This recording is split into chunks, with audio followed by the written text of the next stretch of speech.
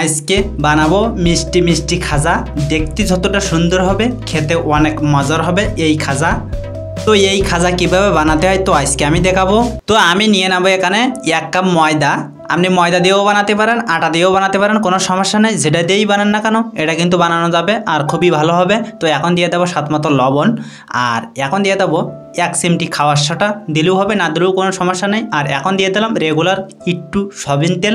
Soybean তেলটা দিলেও দিতে পারবেন, না দিলেও কোনো সমস্যা নেই। তো এখন কিন্তু এরকম ঝরঝরে করে খুবই ভালো করে কিন্তু মাখিয়ে নিতে হবে এগুলি। আর এখন দিয়ে দেবো পানি। তো এই পানি দিয়ে কিন্তু খুবই ভালো করে একটা ডো তৈরি করে নিতে হবে, অর্থাৎ একটা খামির তৈরি করে নিতে হবে খুবই ভালো করে। এরকম করে খামিরটা কিন্তু করে নেওয়ার সময় ভালো করে খামিরটা করতে হবে, কোনো প্রকার দলা দলা থাকলে হবে না। খুবই ভালো করে একটু সময় নিয়ে খুবই এইরকম করে খুবই ভালো করে কিন্তু খামিরটা করে নিতে হবে। তাহলে কিন্তু আপনার এই রেসিপিটা অনেক মজার হবে ও অনেক ভালো হবে। ময়দার খামিরটা মাখানোর কারণেই কিন্তু আজকের এই খাজাটা ভালো হবে। তো আমি কিন্তু খুবই ভালো করে মাখিয়ে নিয়েছি, কোনো প্রকার দলা নেই। আর এরকম নরম করে একটা খামির তৈরি করে নিয়েছি। আর এখন আমি ঢেকে রেখে দেবো আপাতত 5 মিনিটের জন্য, আর ফিরে আসবো 5 মিনিট পরে।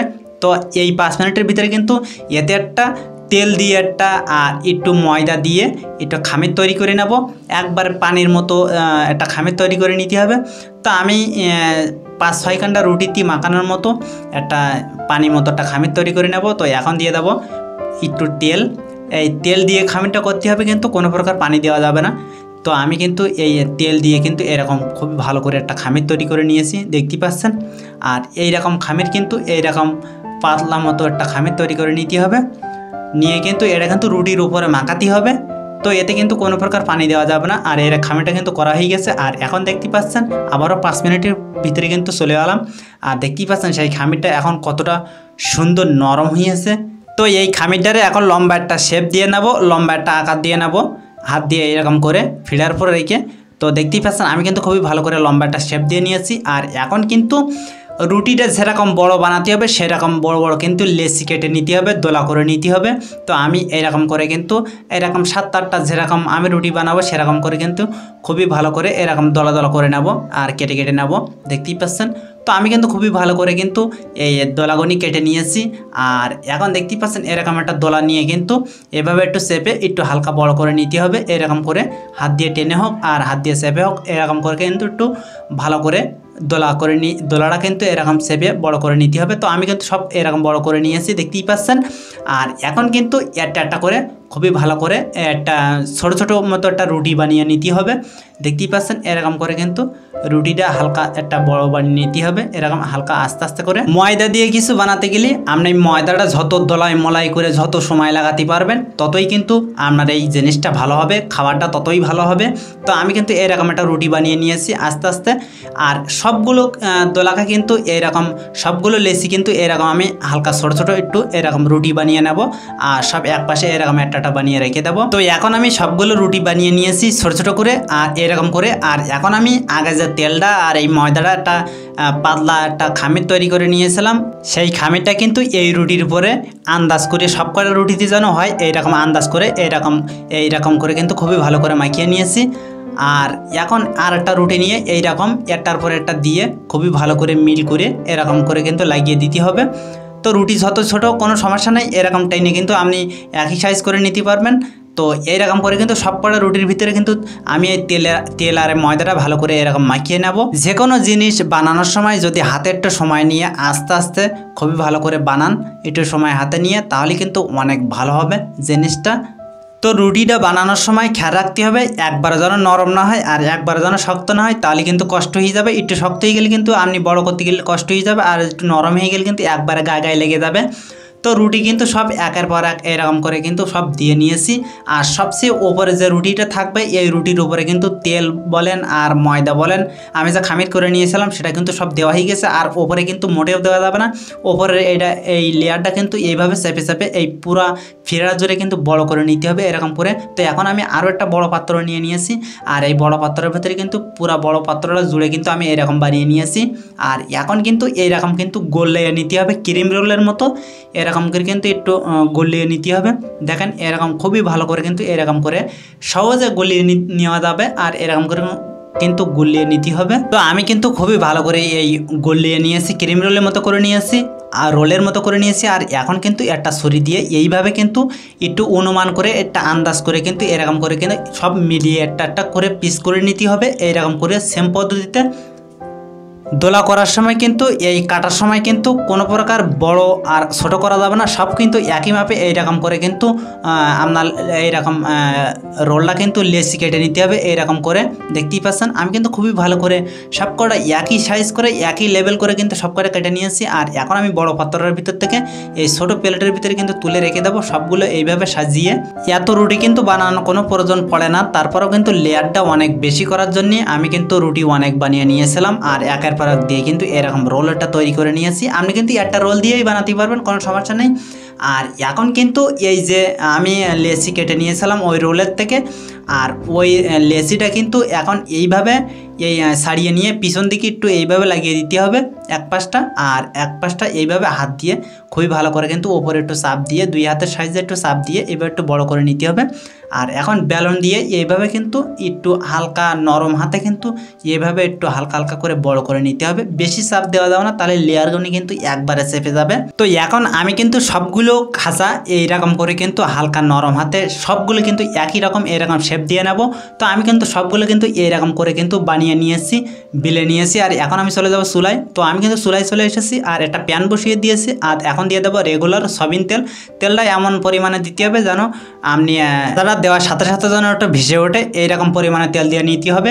তো এখন কিন্তু তেলটা গরম হয়েছে কিনা আমি একটু দিয়ে দেখবো, খামি দিয়ে দেখবো। তো দেখতেই পাচ্ছেন তেলটা কিন্তু পরিমাণ মতো গরম হয়ে গেছে। আর এখন আমি একের পর এক তিনটা করে দিয়ে কিন্তু এরকম করে কিন্তু খুবই ভালো করে ভেজে নেব।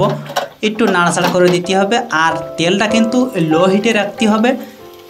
তেল কিন্তু প্রথমবার আপনার কিন্তু খুবই ভালো করে গরম করে নিতে হবে, একটু মাঝামাঝি করে একটু গরম করে নিতে হবে। নিয়ে কিন্তু চুলার হিটটা লো হিটে রেখে দিতে হবে। দিয়ে কিন্তু খাজাগুলি একের পর এক দিয়ে বারবার উল্টায় পাল্টায় দিয়ে কিন্তু এইরকম করে কিন্তু হালকা বাদামি কালার করে কিন্তু ভেজে নিতে হবে।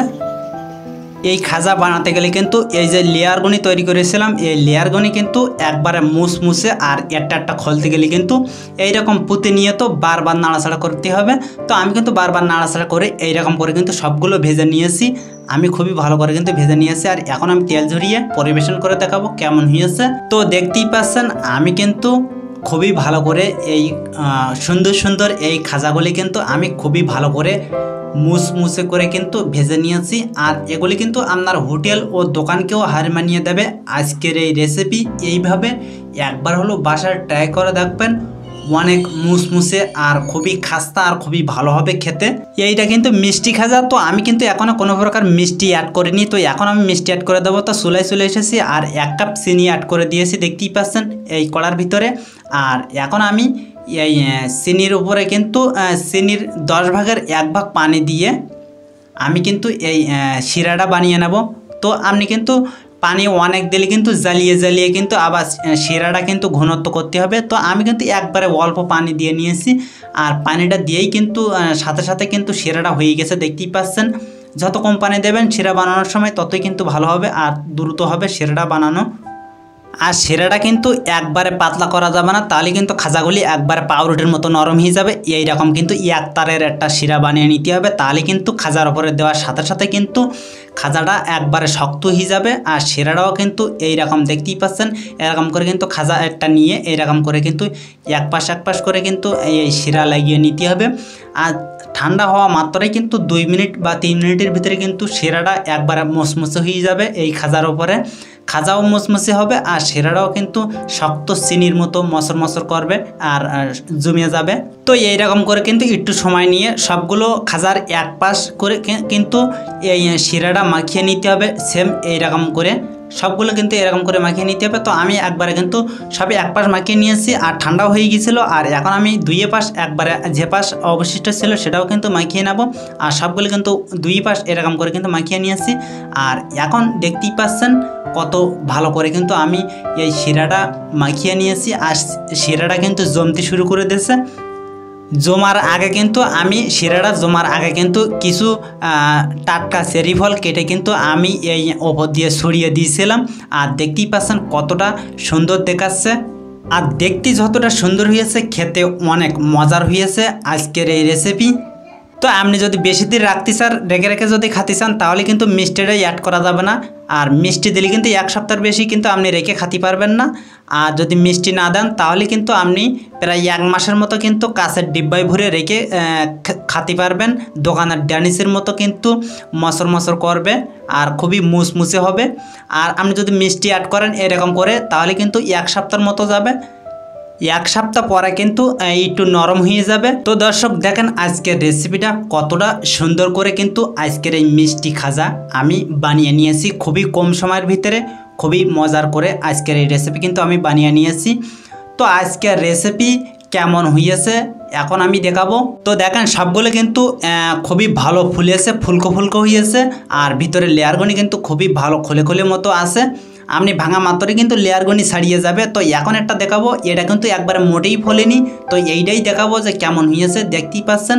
তো এটাই কিন্তু সবচেয়ে খারাপ। তো এটাই কিন্তু ভেঙে দেখাবো, দেখতেই পাচ্ছেন কতটা মুসমুসে, খুবই মুসমুসে হয়েছে। আর ভিতরের লেয়ারটা দেখেন একবারে কিন্তু একটা রয়ে গেছে, যেভাবে বানাইছিলাম ওইভাবেই কিন্তু আছে। আর খেতে কিন্তু অনেক মুসমুসে হয়েছে, গালে দেওয়ার সাথে সাথে কিন্তু মিলিয়ে যাবে।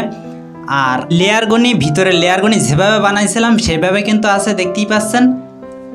তো এখন আমি একটু গুঁড়া করে দেখাবো। তো দেখতেই পাচ্ছেন একবারে কিন্তু ঝরঝরে আর মুসমুসি হয়েছে আজকের এই রেসিপি, গালে দেওয়ার সাথে সাথে কিন্তু মিলিয়ে যাবে। তো এখন আমি দেখাবো, দেখতেই পাচ্ছেন এই লেয়ারগুনি কিন্তু হাত দিয়ে খোলার সাথে সাথে কিন্তু একের পর এক একটা খুলে যাচ্ছে, একবারে কিন্তু দোকানের ড্যানিসের মতো। তো এইভাবে একবার হলো বাসায় ট্রাই করে দেখবেন, এই রেসিপি অনেক মজার হবে আর খুবই সুন্দর হবে। তো এই রেসিপি কিন্তু ছোট বড় সবার পছন্দের একটা রেসিপি, সবসময় কিন্তু আপনি পরিবেশন করতে পারবেন বানিয়ে। তো আজকে রেসিপি কেমন হয়েছে অবশ্যই কমেন্ট করে জানাবেন। আর আমি কিন্তু এরকম নিত্য নতুন রেসিপির ভিডিও আমার এই চ্যানেলে দিয়ে থাকি। তো আজকের ভিডিও যদি ভালো লেগে থাকে অবশ্যই একটা লাইক দিয়ে দেবেন আর বেশি বেশি বন্ধুদের কাছে শেয়ার করবেন। আর আপনি যদি এই চ্যানেলে নতুন দর্শক হয়ে থাকেন অবশ্যই চ্যানেলটি সাবস্ক্রাইব করে পাশের বেল আইকনটা প্রেস করে দেবেন, তাহলে আমার দেওয়া এরকম নিত্য নতুন রেসিপির ভিডিও সবার আগে চলে যাবে আপনার কাছে। তো আজকে রেসিপির ভিডিও এই পর্যন্ত, দেখা হবে অন্য কোনো দিন অন্য কোনো নতুন রেসিপির ভিডিও নিয়ে। সেই পর্যন্ত সবাই ভালো থাকেন, সুস্থ থাকেন, আল্লাহ হাফেজ।